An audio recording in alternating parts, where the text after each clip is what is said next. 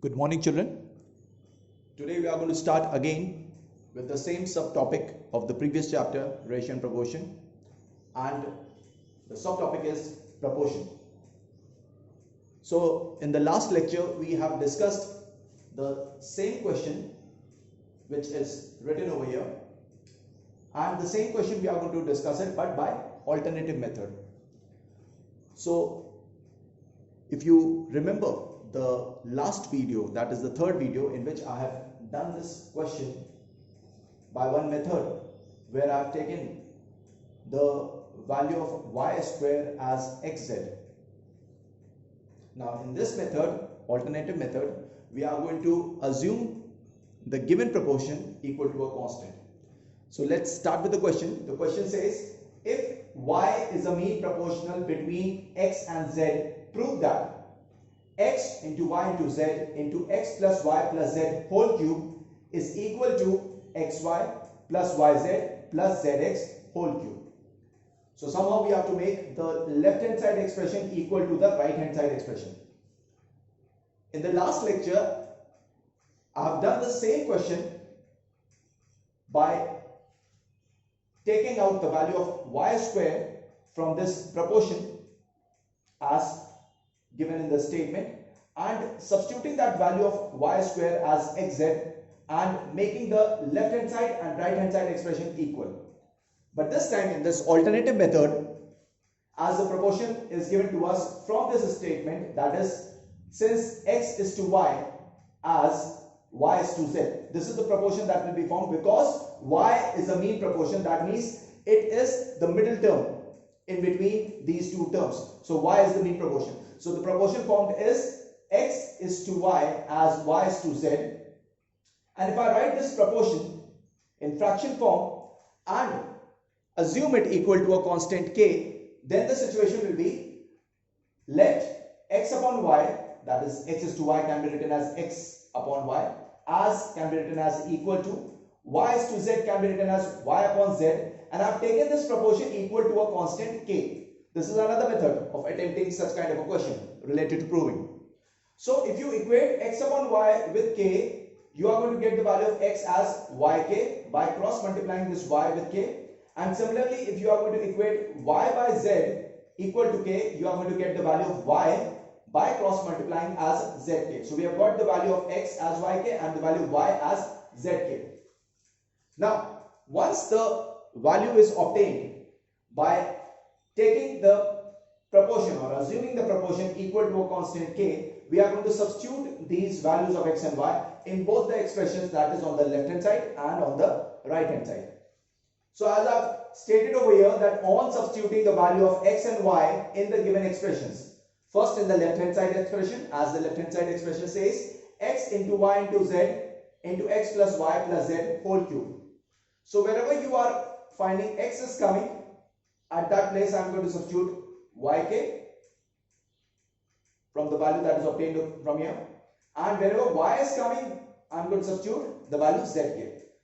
So on substitution, the expression will become, in place of x I am going to write yk into, in place of y I am going to write zk into z, so that I have written into z.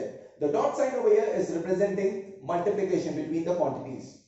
Then bracket open, in place of x again I am going to write yk plus, in place of y I am going to write zk plus z whole cube. Now after that you are going to see that in this term yk, again y is coming and we know the value of y as zk. So again in this term yk, in place of y I am going to substitute the value as zk, and because after y it was multiplied with k, so I have written zk into k. Then again into zk, that I have copied it into zk, and again into z, that I have also copied into z. So this particular part, again on the substitution of value of y as zk, it has changed into this form. And the same thing is going to happen inside the bracket also. Inside the bracket you are going to find the term is yk on substituting the value of x. So in place of y, again we are going to substitute zk into k because there is a k over here. So in place of y we have substituted zk, then into k, so I have written into k, plus zk that I have copied, plus z and whole cube. Now as you can see on this part, z into z into z will become z cube, and k into k will become k cube. And inside the bracket it will be z into k square plus z into k, that is over here, and plus z and then whole cube.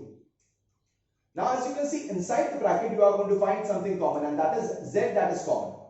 So we are going to copy the term that is given outside the bracket as z cube and k cube as it is.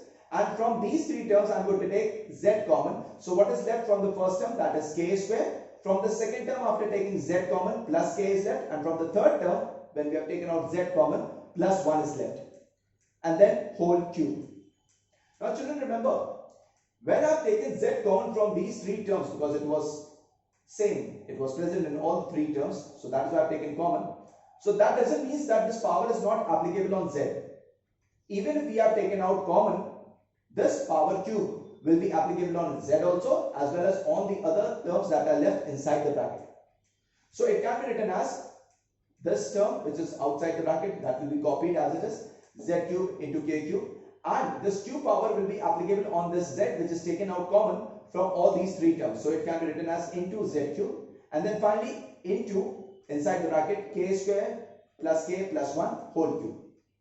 So finally, when you are going to multiply z cube with z cube, you will be getting the value as z to the power 6 into k cube into k square plus 1 and whole cube. You can see the power cube is over here also, and the power cube is applied on this also. So on the left hand side, you are changing this given expression x into y into z into x plus y plus z whole cube as z to the power 6 into k square plus 1 whole cube. This is a simplified form that you have taken out after substituting the value of x as yk and the value of y as zk.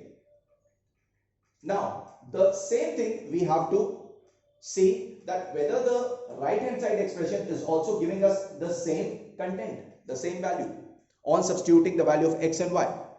If is it so, then the statement can be proved, the equation can be proved, or else we have to opt some other method. So let's try this one. So on the right hand side, you can see it's given xy plus yz plus zx whole cube.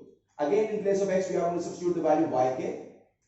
Into y is given, so in place of y, we are going to substitute the value zk. Then plus yz is given, so in place of y, we are going to substitute zk. Into z is given, so that is why I place into z. As you know, as I have told you, that this dot sign, wherever it is present, that you take it as a multiplication between the two quantities. And plus zx is given, so in place of z we are going to copy z into x. In place of x we will write again yk and then close the bracket whole cube. So we have substituted the values of x and y in this expression. Now again, after substituting the value of y and after substituting the value of y and x in this expression, we can see that when we have substituted the value of x as yk, again y is coming over here. So in place of y, we can substitute zk. Then y into k was given, so that is why I have multiplied k again. Into zk is given, that I have copied it into zk. So that means initially the term was xy. In place of x we have substituted yk. Into, in place of y we have substituted zk. Then in place of y again we have substituted zk and multiplied with this k that is written next to y, that is multiplied with k, and then into zk. So this term xy has been changed into this form, zk into k into zk plus zk into z, that will be copied as it is. It can be written as z into z as z square k, and over here the third term it will be z into, again in place of y you are going to substitute zk, and because y is multiplied with k, so we are going to copy this second k also into k and then bracket close whole cube.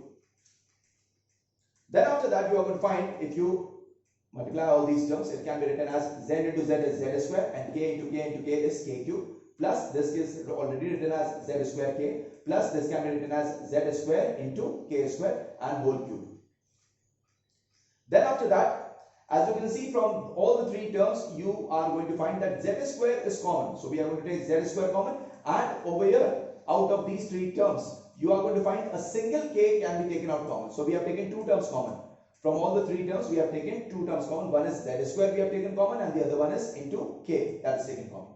So from the first term, if you have taken z square and a single k common, what is left over here? That is k square. From the second term, if you have taken z square and k common, plus 1 is left. and from the third term if you have taken z square and k common, then plus k is left. And again, after taking out the common and writing the content inside the bracket, whole cube. Now again, the same thing is there. Even after taking out the common part z square k, that does not mean that this cube power is not applicable on this. It will be applicable on this also, on the common part as well as the part which is left inside the bracket. So if you multiply, if you apply this power on this term, it will be z square k whole cube into k square plus k plus 1 whole cube. Now if you apply the power on this z square k, it will be z to the power 6 into k cube into k square plus k plus 1 whole cube. Now as you know it very well that how do we apply the powers, that whenever a base is having a power and there is a power outside it, we multiply the two powers. It's simple. So that is why it has become z to the power x into k cube into k square plus k plus 1 whole cube. Now if you see the result that is coming from the left hand side expression, that is z to the power 6 x cube into k square plus k plus 1 whole cube, and if you see the expression that is being changed on the right hand side into the value z to the power 6 k cube into k square plus k plus 1 whole cube, you are going to find that the left hand side and the right hand side value are coming out to be equal.